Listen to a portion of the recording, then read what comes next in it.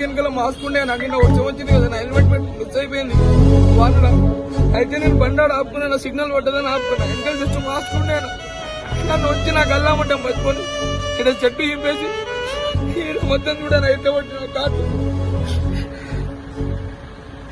నా బండి మీద పోతున్నాడు. కింద పడేసి నా బండి మొత్తం డ్యామేజ్ అయిపోయింది. నాకు మొత్తం ఫైబరే ఉంటుంది బండి. కింద పడేసి కుక్క అనుకున్నట్టు కూర్చున్నాడు నన్ను రోడ్డు మీద.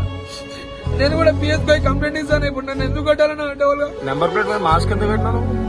నన్ను ఇది పోయిందనా. అయితే చెట్ల నుంచి సంద నుంచి ఏడ నుంచి కొడితే ఆడ నుంచి ఫోటో కొడుతున్నా. హెల్మెట్ లేకపోతే 100 రూపాయలు కొట్టాలన్నా, 200 కొడుతున్నా. ఎట్లా పడితే అట్లా చలాన్ కొడుతున్నా. రోజుకి చేసేదే 800, 1000 రూపాయలు. కాలేజ్కి పోయి వచ్చిన తర్వాత అది కూడా నేను చదువుకుంటా. ఆ పైసలు కూడా ఇలాగ రోజుకు ఒక్క ఫోటోకి 200-300 ఇవ్వాలంటే ఏడు నుంచి తెచ్చిస్తానా.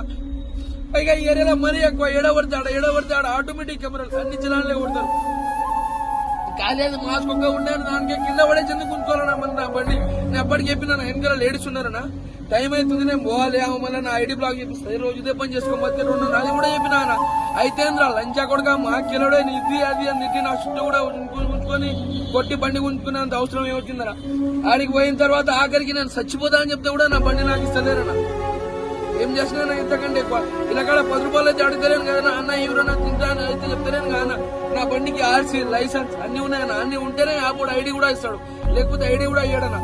మీరు చూసిరు కానీ ఇందాక ఇట్లా కింద పడేసి కొడుతున్నాం, మీరు చూడలేదా అన్న? నువ్వేం పని చేస్తున్నావు? నేను ఇబ్రాహీంపట్నంలో చదువుకుంటున్నానా. ఈవినింగ్ ఇట్లా ర్యాపిడో చేసుకుంటాను.